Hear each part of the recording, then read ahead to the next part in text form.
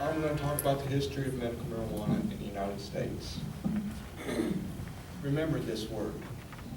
Doctors started prescribing cannabis in 1840s. Cannabis. It was put into PDR in 1850. Cannabis. PDR is the prescription book, prescription handbook. Also, in 1850, they made a patent using alcohol to make extracts from the marijuana as we know as oils. In 1900, they started using cannabis for withdrawal symptoms from opium. And they had very good results. Now let's skip to the 1930s. Most of the paper was being made out of hemp. And there was a man named Randolph Hearst who wanted his paper to be made out of his trees. He owned many forest acres of trees, and he wanted that to be made out of hemp, made out of paper. And also DuPont was in there. That hemp was being made out of rope. They were using hemp to make rope. And DuPont wanted their rope made out of what they were making. So Randolph Hearst owned many newspapers. So he started making a slander campaign in his papers, saying that Mexican people were smoking marijuana, stealing white women across the border. Black jazz musicians would get the white women dancing and get them to smoke the marijuana, and they would get pregnant. And remember, doctors didn't know what marijuana was. They called it cannabis. So in 1936, after they made it illegal, their American Medical Association didn't know what marijuana was. They knew what cannabis was. When they made the tax stamp act, the American Medical Association came out against it. They wanted cannabis to be legal because they didn't know what marijuana was. And no one else did either. They knew what hemp was and what cannabis was. So they put wool over people's eyes, and it should never have been illegal in the first place. Now let's skip to 1971. The governor of Pennsylvania last name was made Schaefer. They came to him and said, let's make a task force to see if marijuana is any good. He went to lawyers and doctors and law enforcement. They made a panel called the Schaefer panel. And they proved it was not only to have medicinal value, but it was not a gateway drug. And that is very important. Now, this is my story. You watched the internet, you saw it. I gave this speech to get my resolution. And I gave it in Frankfurt once. And I'm going to touch it up for you all. Good evening. My name is Eric Crawford, and this is my wife, Michelle. Thanks for allowing me this opportunity to speak with you about an issue that is personal for me. I'm going to talk about medical marijuana. First things first, I'm not here to talk about responsible use for everyone. I'm here to speak about cannabis and the immediate need for the laws of Kentucky to change, to allow truly sick and disabled people to legally use marijuana as an option for treating their illness. I'm a lifelong resident of Mason County.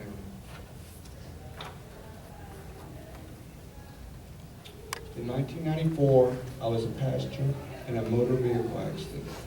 It was a dark night, and the car I was in hit a cow that was in the road.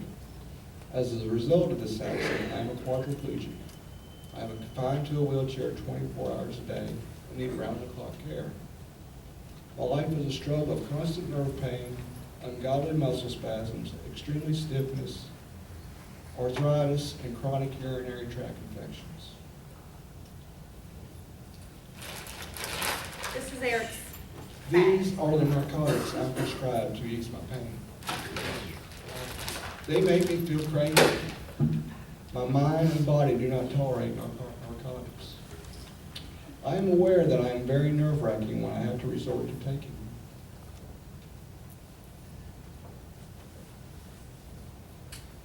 My favorite thing to do is sit and talk to my dad. Even my dad has a hard time dealing with me when I take pain pills. If I could legally use medical cannabis, I would not need any narcotics. I could use less of these other pills too. See, like gallon bag pills. As if being crippled isn't enough, I have an issue. I have many other medical conditions. I've been followed by Dr. Henry Kaplan and Dr. Johann Soltau at the University of Louisville, Kentucky Lions Eye Center for 12 years. I travel 175 miles one way 6 times a year to see these well-respected doctors. I have an autoimmune disease called optical uveitis. In layman terms, this is inflammation from my optic nerve to my brain. This disease causes my vision to be very distorted. I'm on very powerful immunosuppressants to try and slow the progression of this ailment. As a result of my eye disease, I have uncontrollable glaucoma. Even on the strongest doses of all prescription medications for glaucoma, my pressure isn't controlled. My doctors recommend I use marijuana as a way to lower the pressure in my eyes. It is a fact that marijuana, along with my prescription medications, control glaucoma.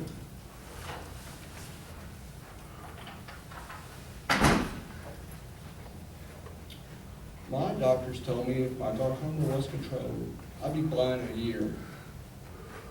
Medical cannabis calms my muscle spasms, relaxes my stiffness, eases my nerve pain, reduces the inflammation in my whole body, and lowers my pressure in my eyes.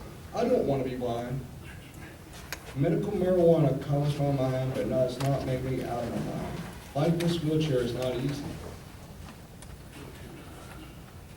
I'm a sick person who needs medical cannabis for relief and a better quality of life. Medical cannabis is proven to treat many health issues, as you will learn.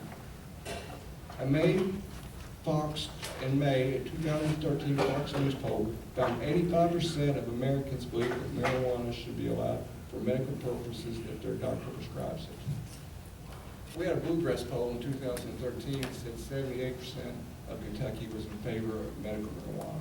I'd say it's as high as 84 now.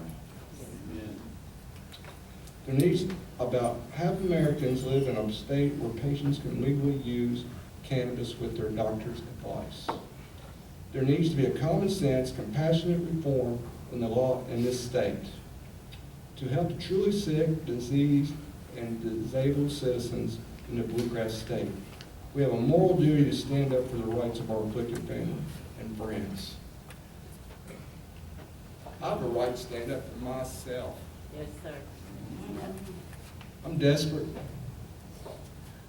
I'm asking each one of you here to stand up for me and my rights.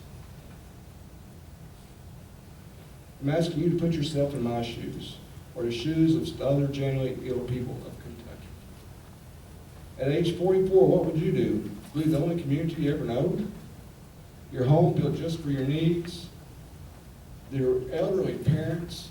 Your friends that provide you with love and help? The farm you love? For pain relief and eyesight? Just so I can be out of pain with my eyes, be my friends and family. Would you stay in Kentucky and be viewed as a criminal, like I am? Would you break the law and risk losing your home and freedom like I do? Would you do nothing at all and suffer and go blind, which I'm not? These laws have got to change. Please help me. Thank you for your time, but most importantly, your support. Please call your legislators. I am counting on it. This is the ethical, compassionate, and only right thing to do.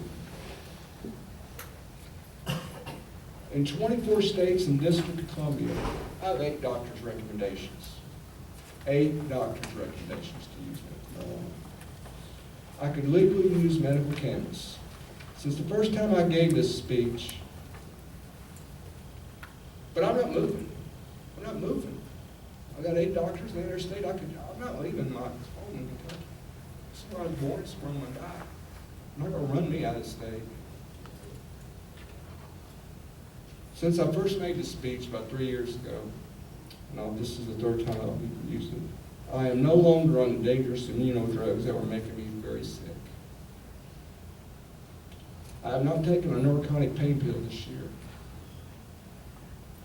And my eyes are doing better than ever. Thank you.